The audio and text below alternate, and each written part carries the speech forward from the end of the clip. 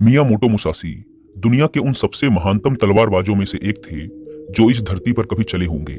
Miyamoto Musashi को Japan के अब तक के इतिहास का सबसे महान समुराई और सर्वश्रेष्ठ तलवारबाज कहा जाता है। मुसाशी एकाग्रता, जागरूकता, समर्पण और आत्मविश्वास की एक जीती जागती मिसाल थे। उनका मानना था कि व्यक्ति को पूरी जागरूकता और समर्पण के साथ खुद को एक लक्ष्य में झोंक देना चाहिए। मुसाशी एक बुद्धिस्ट थे और उन्हें पूरे जापान में तलवारबाज संत के नाम से जाना जाता था। वो अपने पूरे जीवन काल में कभी कोई लड़ाई नहीं हारे। उन्होंने आज से 400 साल पहले पूरे जापान में घूम घूम कर उस समय के सबसे ताकतवर, खुखार और निपुण योद्धाओं के साथ कुल 61 द्वंद्व युद्ध लड़े और हर द्वंद्व में सामने वाले प्रतिद्वंदी को धूल चटाई। वो जीवन पर्यंत अपराजित रहे और पूरे देश की यात्राएं करते रहे। मुसाशी अपनी शिक्षाओं में एकाग्रचित होकर अभ्यास करने पर जोर देते हैं। वो कहते हैं कि हमारे बाहर ऐसा कुछ भी नहीं है जो हमें बेहतर, ताकतवर, अमीर और बुद्धिमान बना सकता है।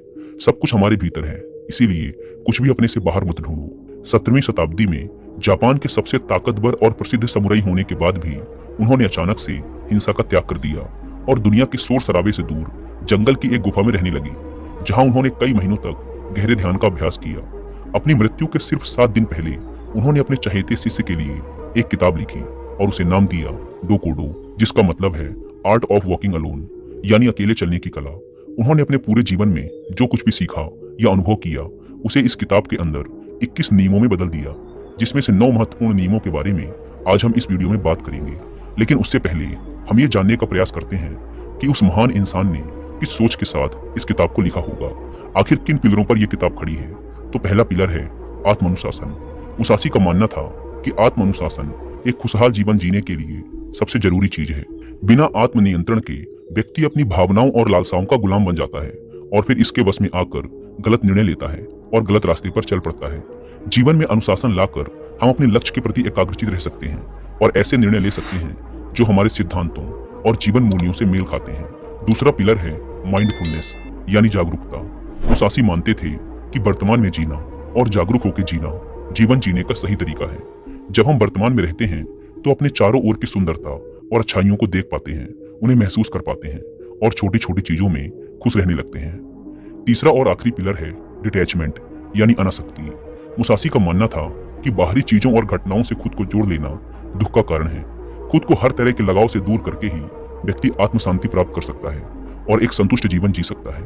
अब हम बात करते हैं उन नियमों के बारे में जिन्हें मियामोटो मुसाशी ने अपनी किताब डोकोडो में बताया है, जिन्हें अपनाकर कोई भी व्यक्ति एक सफल, अनुशासित, खुशहाल और संतुष्ट जीवन जी सकता है। पहले नियम में मुसाशी कहते हैं, सब कुछ जैसा है उसे वैसा ही स्वीकार कर लो। यह नियम जीवन की सच्चाई को स्वीकारने के महत्व पर जोर देता है, बजाय इसके कि हम कपोल कल्पनाएं करते रहें कि सब कुछ ऐसा होना चाहिए। चीजें जैसी हैं उन्हें वैसे ही स्वीकार कर लेना हमें बेवजह के दुख और तनाव से मुक्त रखता है। साथ ही परिस्थिति की हकीकत को स्वीकार कर लेने से उस क्षण जो भी मौके उपलब्ध हैं हम उन पर सही से ध्यान दे पाते हैं और उनका सही फायदा उठा पाते हैं। सच्चाई को स्वीकारना हमारी आंतरिक शांति और संतोष के लिए बेहद जरूरी है।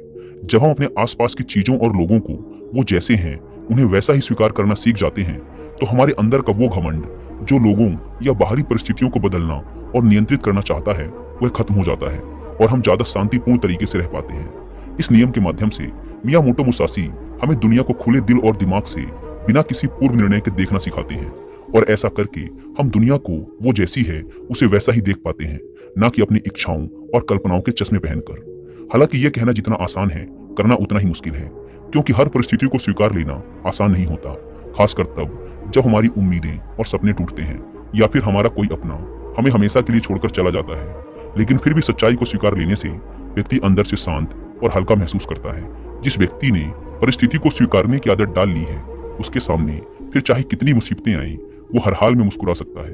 दूसरे नियम में मुसाशी कहते हैं, अपने लिए मजा मत ढूंढो। ये नियम कहता है कि हमारे जीवन का एकमात्र उद्देश्य केवल सुख का भोग करना नहीं होना चाहिए। अच्छा भोजन करना, अच्छे कपड़े पहनना, मौज मस्ती करना जरूरी तो है, लेकिन इसमें इतना नहीं खो जाना कि अपने जीवन के उद्देश्य को ही भुला दो और हर समय सिर्फ मजे की तलाश में ही रहो। सुख भोगों का त्याग करके व्यक्ति ज्यादा स्थिर और उद्देश्यपूर्ण जीवन जी सकता है।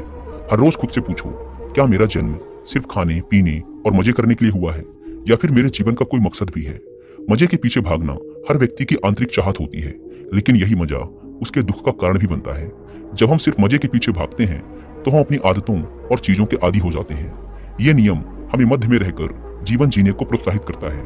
यानी ना बहुत ज्यादा ना बहुत कम, हर चीज को आवश्यकता के अनुसार करो, क्योंकि असली खुशी बाहरी चीजों के उपभोग से नहीं मिलती बल्कि हमारे अंदर से आती है। जब हम सिर्फ तुरंत मिलने वाले मजे के पीछे भागना शुरू कर देते हैं तो हम इंस्टेंट ग्रेटिफिकेशन के आदी हो जाते हैं।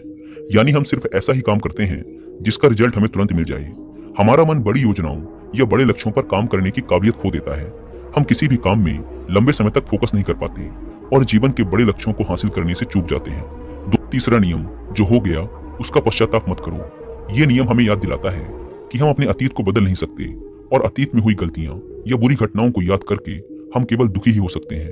तो बीते हुए कल के बारे में पश्चाताप करने से अच्छा है कि हम अपने अतीत में हुई गलतियों से सीखें और ज्यादा समझदारी व बुद्धिमानी के साथ आगे बढ़ जाएं। पश्चाताप वो बीमारी है जो हमें अतीत में ही फंसाए रखती है और आगे नहीं बढ़ने देती।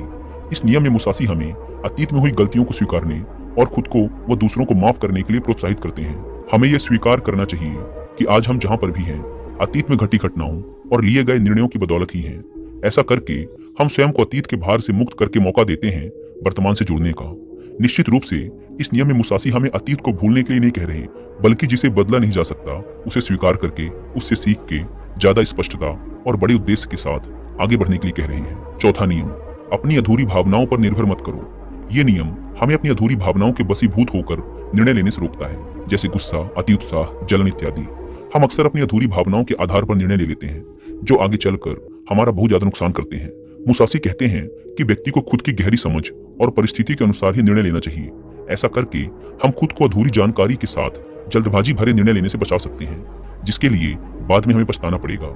ये नियम हमें अपनी अधूरी भावनाओं और उत्तेजनाओं के साथ दूरी पैदा करने के लिए कहता है और इसके बजाय स्थिर बुद्धि और शांत मन के साथ निर्णय लेने के लिए कहता है। अधूरी भावनाओं के वश में आकर निर्णय लेने के बजाय शांत चित्त होकर निर्णय लेने वाला व्यक्ति खराब से खराब परिस्थिति आने पर भी बड़ी आसानी से उसका सामना करके बाहर निकल सकता है। पांचवा नियम, खुद के बारे में हल्का और दुनिया के बारे में गहराई से सोचो। ये नियम हमें विनम्र रहना सिखाता है। इस नियम में मुसासी कहते हैं व्यक्ति को हर समय सिर्फ खुद के महत्व और सिर्फ खुद के बारे में ही नहीं सोचते रहना चाहिए। यानी व्यक्ति को अपने घमंड को ज्यादा महत्व नहीं देना चाहिए, बल्कि खुले दिमाग के साथ इस दुनिया को देखना और उसके बारे में गहराई से सोचना चाहिए। इस दुनिया में कितना कुछ है जो देखने लायक है, विचार करने लायक है, लेकिन ज्यादातर लोग सिर्फ खुद तक ही सिमट कर रह जाते हैं। हमें अपने अहम को कम करके लोगों को दया भावना के साथ देखना और उनके साथ पेश आना चाहिए। हमें लोगों से और इस दुनिया से जुड़ने का प्रयास करना चाहिए। हमें प्रकृति की सुंदरता को निहारना और उसे महसूस करना चाहिए। खुद के बारे में कम और इस दुनिया के बारे में ज्यादा उत्सुकता के साथ सोचना चाहिए। इस नियम में मुसासी खुद को कम समझने या खुद की जरूरतों को नजरअंदाज करने के लिए नहीं कह रहे, बल्कि वो सिर्फ खुद में ही ना खोए रहने और इस दुनिया के साथ एक मजबूत संबंध बनाने के लिए प्रोत्साहित कर रहे हैं। छठा नियम, अपनी इच्छाओं से दूरी बनाकर रखो। इस नियम में मुसासी डिटैचमेंट यानी आसक्ति की बात कर रहे हैं। वो भौतिक संपत्ति, शक्ति और सुंदरता से खुद को आसक्त रखने की बात कर रहे हैं। लेकिन इसका मतलब ये नहीं कि हमें ये सब छोड़ देना चाहिए, पैसा नहीं कमाना चाहिए, शक्ति अर्जित नहीं करनी चाहिए, बल्कि मुसासी कहना चाह रहे हैं कि हमें इन सब चीजों के साथ रहकर भी उनसे आसक्त रहना है। यानी उनका उपयोग तो करना है, लेकिन उनसे लगाव पैदा नहीं करना, अपने अस्तित्व को उनके साथ नहीं जोड़ना। अगर वो चीज कल तुम्हें छोड़कर जाती है तो तुम्हें उसका दुख नहीं होना चाहिए। यानी भौतिक पदार्थों के साथ रहकर भी अंदर से उनके साथ दूरी बनाए रखनी है। सातवां नियम, कभी ईर्ष्या मत करो। ये नियम हमें बताता है कि जलन और ईर्ष्या इंसान को कहीं नहीं पहुंचने देती। ऐसी स्थिति में इंसान का ध्यान सिर्फ उन चीजों पर होता है जो उसके पास नहीं है। वह उन चीजों को नहीं देख पाता जो उसके पास है। वह सामने वाले की उस वस्तु, उसकी विशेषता या उसकी सफलता देखकर जलता रहता है और खुद आगे बढ़ने का प्रयास नहीं कर पाता। जलन व्यक्ति को नकारात्मकता से भर देती है, जिससे वह सामने वाले का कम और खुद का ज्यादा नुकसान कर बैठता है।